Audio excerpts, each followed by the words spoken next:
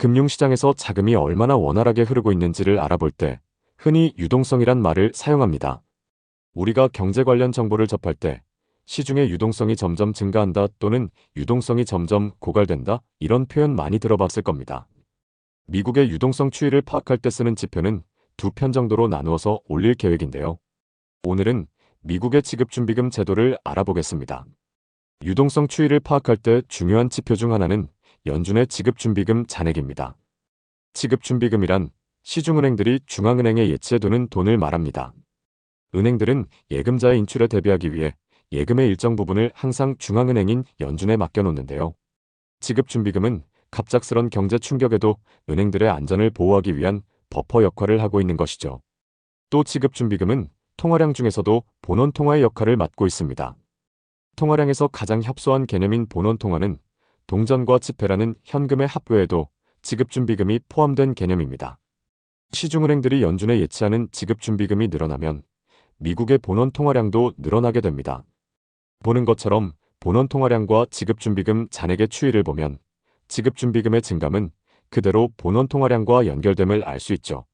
지급준비금 잔액이 줄어들면 본원통화량도 감소하게 되고 미국의 유동성은 줄어들게 됩니다.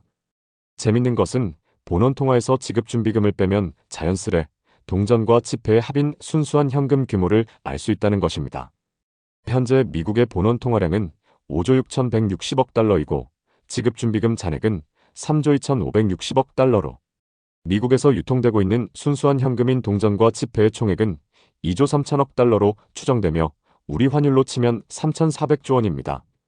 우리가 생각할 때 애플의 주식 하나의 시가총액만 4천조 원이 넘는 거로 알고 있는데 순수한 현금의 양이 이렇게 적다는 것을 알면 굉장히 의외라고 생각할 수도 있습니다. 그만큼 나머지가 다 파생통화라는 얘기죠. 결국 세상에서 실제 현금의 양은 매우 제한적이며 거래에서 사용되는 극히 적은 자금의 일부분일 뿐이고 나머지는 전부 파생통화로 가치가 창출되는 세상인 것입니다. 한국도 본원통화에서 지급준비금을 빼면 실제 시중에서 유통되는 현금의 양은 200조 원도 되지 않죠.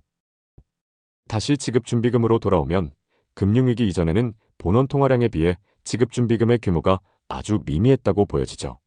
2008년 이후 지급준비금의 규모가 급격하게 늘어난 원인은 연준의 양적 완화 때문입니다. 연준의 대차대조표라고 하죠.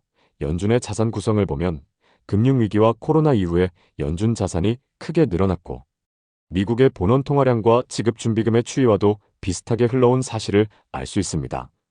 양적 완화를 하게 되면 지급준비금이 증가하는 것은 상업은행이나 금융기관들이 연준에게 국채나 여러 보증채권을 매각하면 연준에게 받은 대금을 예금계좌로 받게 되고 이 금액을 다시 연준에 예치하게 되면 이게 지급준비금이 증가하는 메커니즘이 됩니다. 이걸 법정 지급준비금의 양을 넘었다고 해서 초과지급준비금 즉 초과지준으로 부릅니다.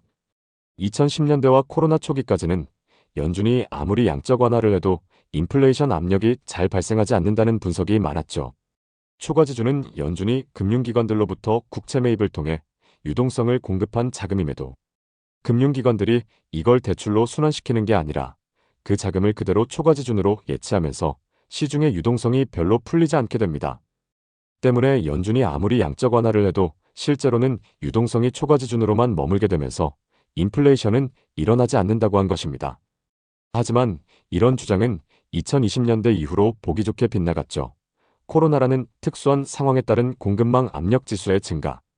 해도 너무한 엄청난 양적 완화는 물론 미국 정부의 국민들에 대한 정부 보조금과 재정 지출은 몇십 년 만에 최악의 인플레이션이란 결과로 돌아와 전 세계를 고통 속으로 몰아넣은 것이죠. 미국의 유동성 추이를 파악할 때 지급준비금이 늘어나냐 줄어드냐는 중요한 부분이지만 이와 관련해서 영래포 잔고나 재무부 계좌인 TJ 잔고의 증감 유무, 여러 가지 미국의 단기 금리의 움직임 등도 함께 봐야 합니다. 이런 유동성을 파악하는 부분은 단순히 공부를 하는 것을 넘어서 이런 지표와 정보를 가지고 실제로 미국의 국채와 금리 투자에 활용하기 위함이죠. 끝부분에 언급한 나머지 유동성의 추이를 파악하는 것은 다음 시간에 올리도록 하겠습니다. 그럼 좋은 하루 되시길 바랍니다.